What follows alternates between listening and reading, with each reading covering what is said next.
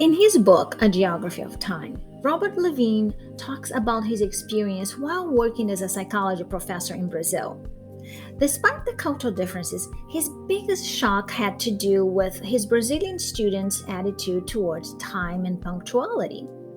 He found it surprising that for a 2 hour lecture, some students will have no problem coming to class late, sometimes even 1 hour late. He was also surprised that these same students would have no problem staying long after the class was officially over. He concluded that his Brazilian students were not driven by the clock the same way as his students back in the US.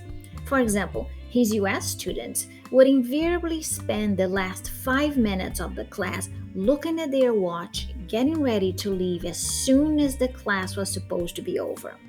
So, why such a big difference? On one hand, you have a group driven by the clock. Classes have a beginning and an end, and you shouldn't deviate from that. And on the other hand, you have a group with a very fluid concept of time. Beginnings and endings are mere suggestions. Hi, my name is Louisa Drescher, and I am the president and CEO of Mastering Cultural Differences. I work with multicultural organizations across all industries, and I help team members understand cultural differences so they can work well across those differences. I have extensive experience in global and domestic diversity, and as an established diversity management author, my work has reached tens of thousands. In this video, I will share with you how different cultures perceive and view time.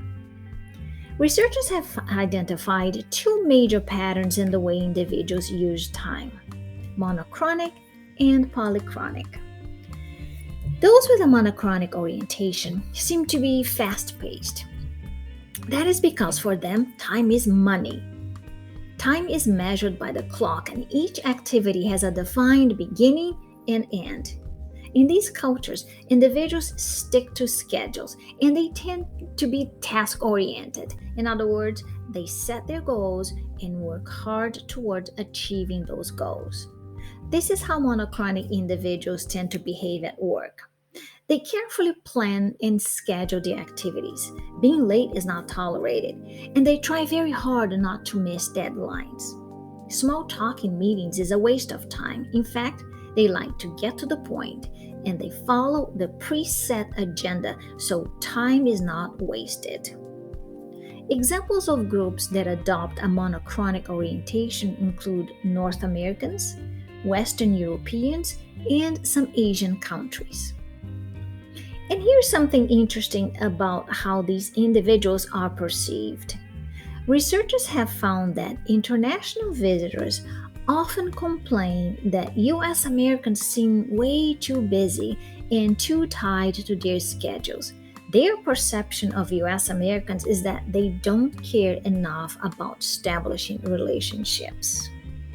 Now, individuals with a polychronic orientation have a more relaxed attitude towards time and don't see the need to stick to a rigid schedule. They tend to be more family or socially oriented. For example, they may schedule a meeting, but if a family related obligation comes up, they will not think twice about rescheduling the meeting. For them, family always comes first. Here's how this time orientation plays out at work.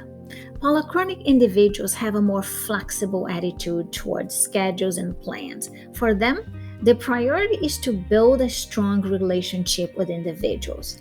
And it is okay to change, delete, or postpone items on your to do list. Priorities can change if the need arises. Just as an aside, I recently attended an online class with a well known Brazilian nutritionist. We all knew when the class would start. None of us had any idea that the class was going to go on for 4 hours. And the last meeting went on for 5 hours.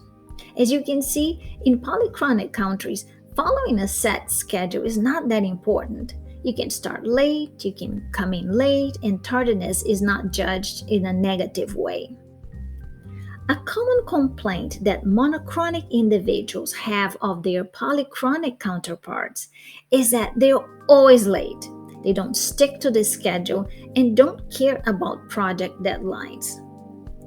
Please note that this is the time orientation that is prevalent in Latin America, Africa, and the Middle East.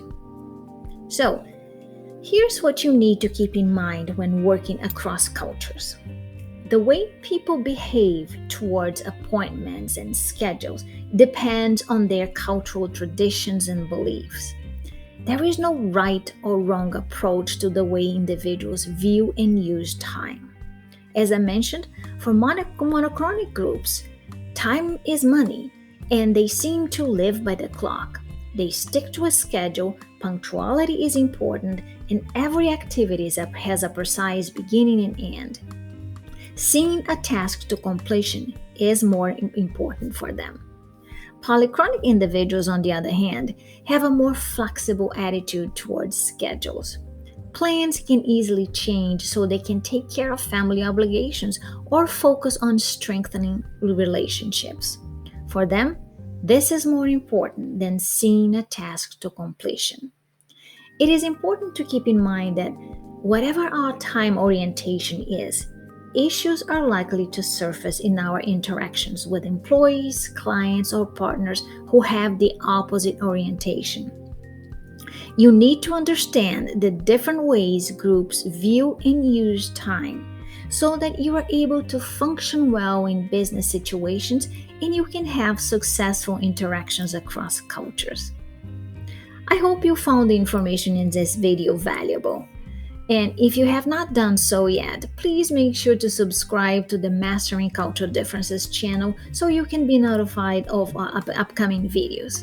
And remember, differences are never a problem once you master them. Bye for now.